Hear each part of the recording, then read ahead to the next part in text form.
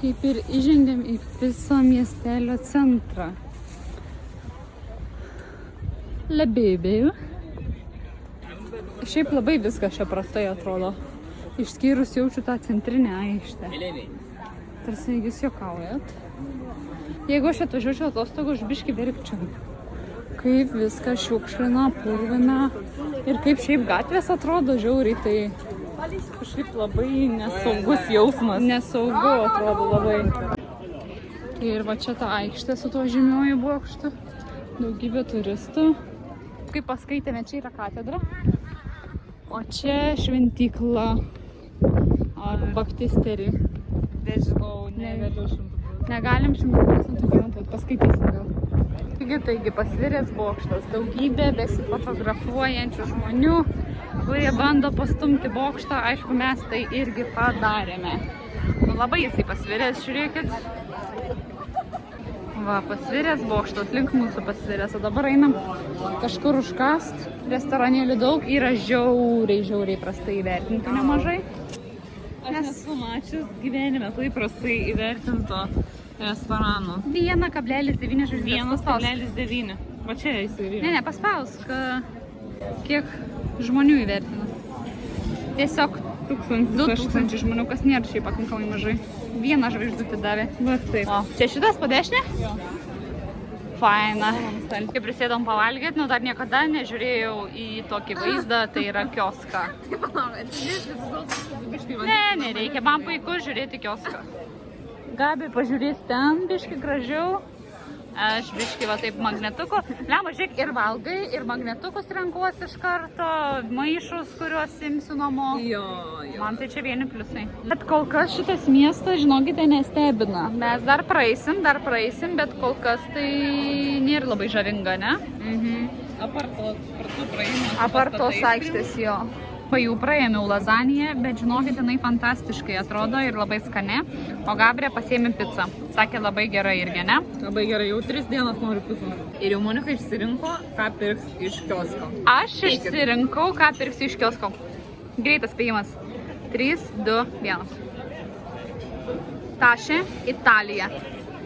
Nes aš įsidėsiu savo telefoną į ją. Ir va taip savo nešiosios ant peties, nes kitaip turiu tik didelę kuprinę. Aš rimtai pirksiu šitą puikią tašę. Tiek žiūrėjau, jūs galvojate, aš šiaip su spoksu.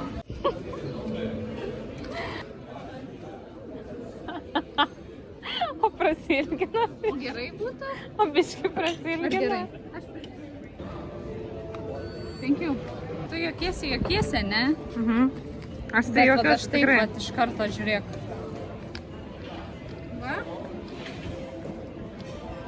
Va. Aha. Wow. Kaip gražu. Ir tie brilikai. Nu, pažiūrėk, dabar iš toliau. Wow.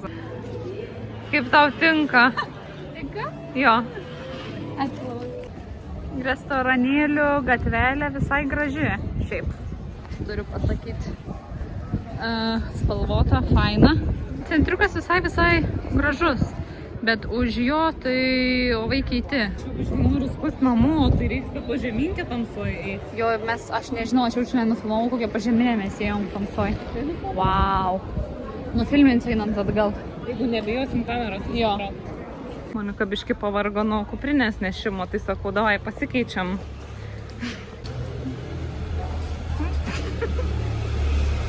Kombinuotasis, vadinasi kombinuotasis. Šiek tiek klasikos ir šiek tiek jaunimo. Mikasa, Tukasa. Atsimena tokia grupė Facebook'e. O kitas dalykas, tai artėjame savo fainąjį tunelį. Tai labai faina, tikiuosi išeisim gyvos, sveikos. Biški garsoka, biški karštoka. Bet sakom, visai apšviestas, tai dar pakankamai normaliai. Galima eiti. Man jau grupų eiti tais pažeminiais pėsčiųjų. Eis iš tunelio. Va tokia tema link mūsų kempingo. Ten tunelys. Čia nežinau kas. Ten nežinau. Čia yra jo, 10 minučių, 15 pėsčiom nuo to bokšto. Tai apie ką mes kalbam? Nu labai negerai atrodo šiaip, labai negerai. Labas ankstus rytas. Keliaujam, gana čia miegot. Pizza pažiūrėta, bet turim kitų miestelių. Italijos tašį pakabinta. Važiuojam. Kokia keista. Tiesiog pravartus mašinoms skirta. Keista stotis. Na, aišku, ne centrinė, tiesiog stotelė. Kažkaip visai faina, kad netoli kempingo. Lemo koks pasviręs traukinys, nežinau ar matos per kamerą. Žiūrėkit dabar ant kiek nusviręs. Tiesiog ant vieno šono. Jėzus, Marija, dar vienas pasviręs, nu pažiūrėkit. Tokie nuliūdė. Kreivė atvažiuoja šleivė. Tokie, ne?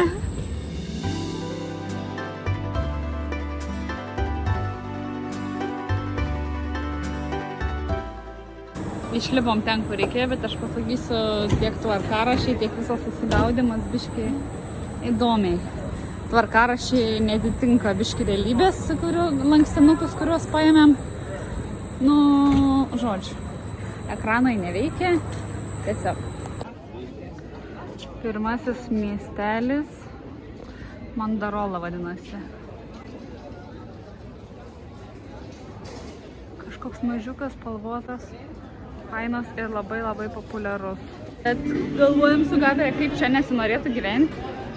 Čia nespecialiai traukiniai, maršrutai, ten bilietai yra, kad aplankyčiau tuos miestus ir tikrai populiari vieta ir žmonių. Jau dabar žiauriai daug, aš įsivaizduoju, kiek čia jų Liepą, birželį.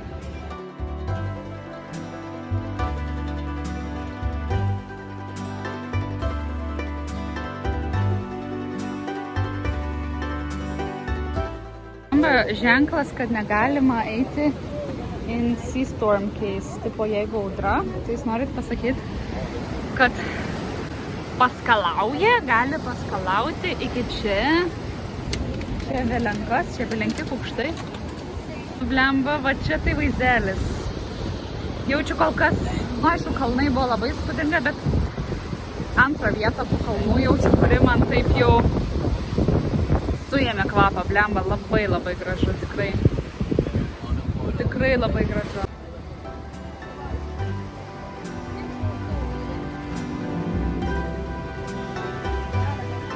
Šiaip tai biški karšta, o aš su džinsais. Nes orų prognozė rodė 21 gal kokį laipsnį. Tai man nepasirodė labai šilta. Jūs pažiūrėkit, net vaistinį mielą.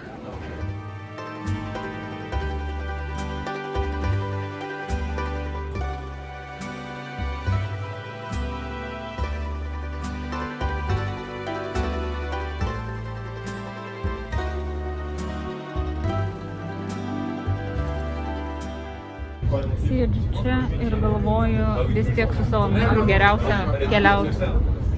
Nes tiesiog 30 laipsnių čia yra, belenkiek žmonių, žiauriai karšta, visi grūdas, tiesiog pasiilgau mikro. Šitas miestelis vadinasi Kornelija, į kurį atvažiavom. Turėtų būti panašus kaip anas, tik tai gal su daugiau gamtos, irgi populiarus. Visi 5 tie miesteliai yra žiauriai populiarus. Ten buvo galima laukti mikriuko, kuris užveš į viršų, bet tiesiog tokia eilė ir tie mikriukai, nu, po 15 vietų. Tai tiesiog pažiūrėjom, kad, nu, ten turbūt dar 2 jų reikės sulaukti. Jie važiuoja kas 10-15 minučių, jo, tai maždaug 30 minučių stovėti ant saulės, nusprendėm geriau ne. Tai eisim va šitais tik laiptukais į viršų, laiptuko apie 400. Rašo, kad užlipti užtruks 10-15 minučių if you're fit. If you're fit. Tai pažiūrėsim, ar mes esame fit. Lietuviškas vertimas, sportininkės. Man atrodo, kad mes sportininkės. Monika nusistato workoutą.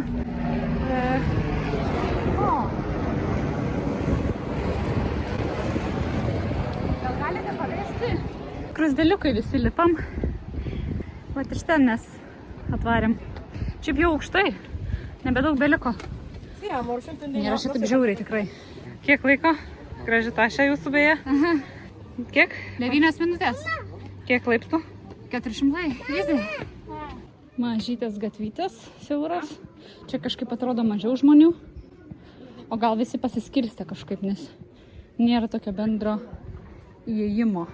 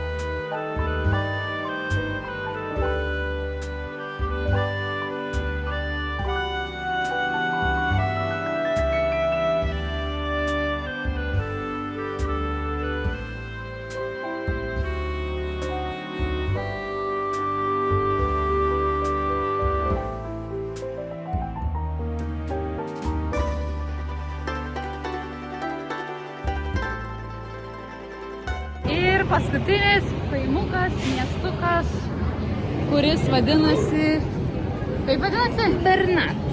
Bernatsa. Jie 5 yra, mes lankom šiandien 3 pasirinkom, kad vis kažkuo kitokius pamatyt. Šitas tipo labai fotogeniškas ir labai stilingas, ne? Kažkas tai tokio.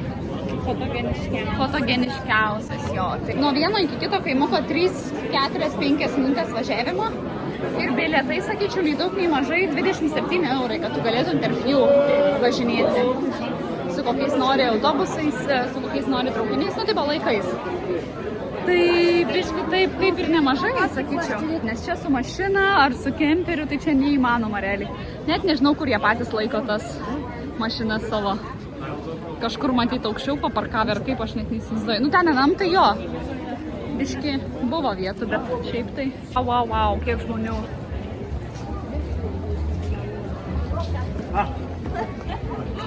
Oi.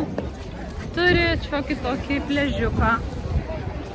Čilina žmonės, deginas, maudos kažkas. Bažnytėlė, tai čia kaip ir centrinė tokia aikštė, pagrindinė gatvelė.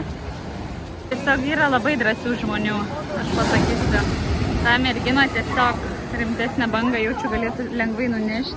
Prieš tai, nespėjau nufilmuoti, bet prieš tai kokią šovę bangą. Jie realiai visą aplaistė, jos plaukai išlapė. Tai... nu jo. O šiaip miestelis atrodo vat, kažkaip taip, nuo paplūdėme. Dar palipsim aukščiau, turėtume pamatyti. Bet visur sėdi turistai, visur. Aš jaučiu, kad čia nėra daug palyginus, kai būna ne rugsėjo mėnesį. Jaučiu, čia iš viso neįmanoma prasigrūsti. Ten sraigtasparnis jau kokias 5 minutės, 6 kybo, taip lėtai skrenda virš. Ir atrodo gal, kad ieško kažko. Gabrė šiaip sakė, kad tarp tų visų miestelių palei viršų yra, haikas, gali eiti tarp jų. Bet taip pat gal kažkam nutiko. Kylam jiems žvalgos bokštuką, žiauriai faina gatvelė. Tiesiog tokia siaura. 2 žmonės čia prasilenkia. Kažkaip karšta. Karšta? Reik ledų, man atrodo, biški. Nu, Jėzus, tu Marija, va taip. O dieve, žmonės su lagaminais dar čia. 4 euriukai.